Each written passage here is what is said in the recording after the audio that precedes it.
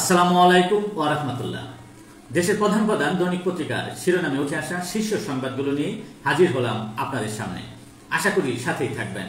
প্রধান প্রধান দৈনিক পত্রিকার শিরোনামে স্থান করে নেওয়া গুরুত্বপূর্ণ খবরগুলোর মধ্যে শুরুতেই থাকছে আজ ঐতিহাসিক ৭ মার্চ ১৯৭১ সালের এই দিনে বঙ্গবন্ধু শেখ মুজিবুর রহমান পাকিস্তানি শাসক গোষ্ঠীর বিরুদ্ধে চূড়ান্ত হুঁশিয়ারি দেন।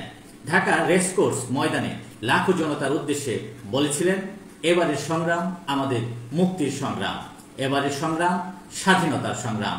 তার এই ঘোষণার পর স্বাধিকার আদায়ের পথ ত্বরান্বিত হয়, শুরু হয় মুক্তিযুদ্ধের প্রস্তুতি।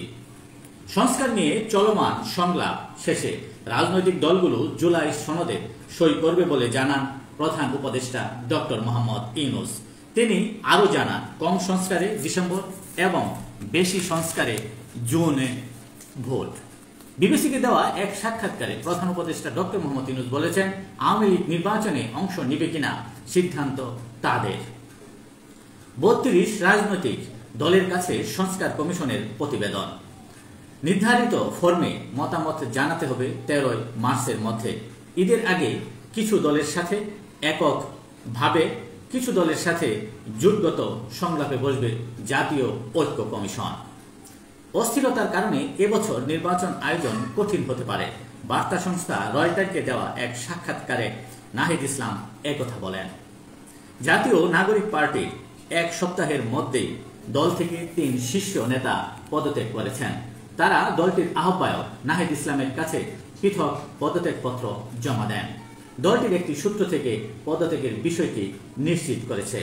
তারা হলেন যুগ্ম মুখ্য সমন্বয়ক আবু হানিফ, যুগ্ম মুখ্য সংগঠক উত্তরাঞ্চল হানিফ খান সজীব এবং যুগ্ম মুখ্য সমন্বয়ক আব্দুস জাহের।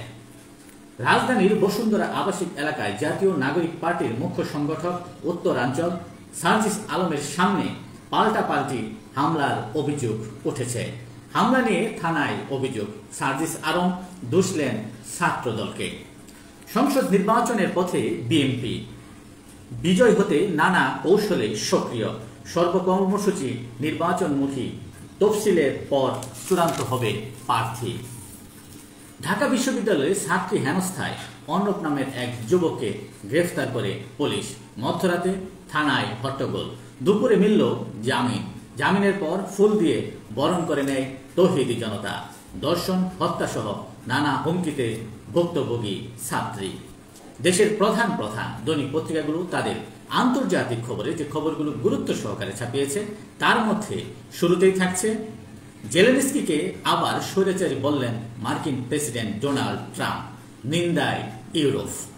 জেলেনস্কির প্রতিদ্বন্দ্বীদের সঙ্গে গোপন আলোচনা ট্রাম্পের সহযোগীদের। ট্রাম্পের নতুন ভ্রমণ নিষেধাজ্ঞায় পড়েছে আফগানিস্তান ও পাকিস্তান।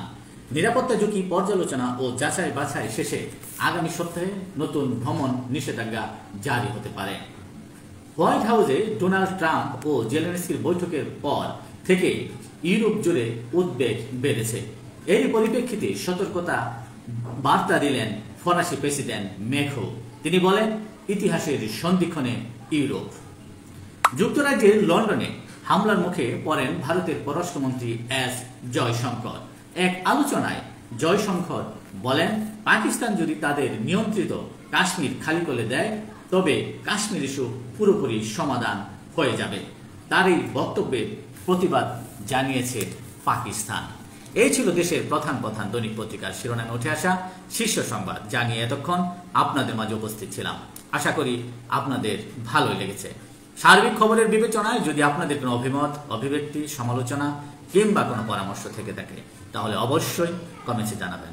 আপনাদের কমেন্টসের প্রত্যাশায় আজকের মতো এখানে বিদায় নিচ্ছি। আবারও দেখা হবে আগামীকাল অন্য কোনো গুরুত্বপূর্ণ খবর নিয়ে। সে পর্যন্ত অবশ্যই ভালো থাকবেন, সুস্থ থাকবেন। আসসালামু আলাইকুম ওয়া রাহমাতুল্লাহ।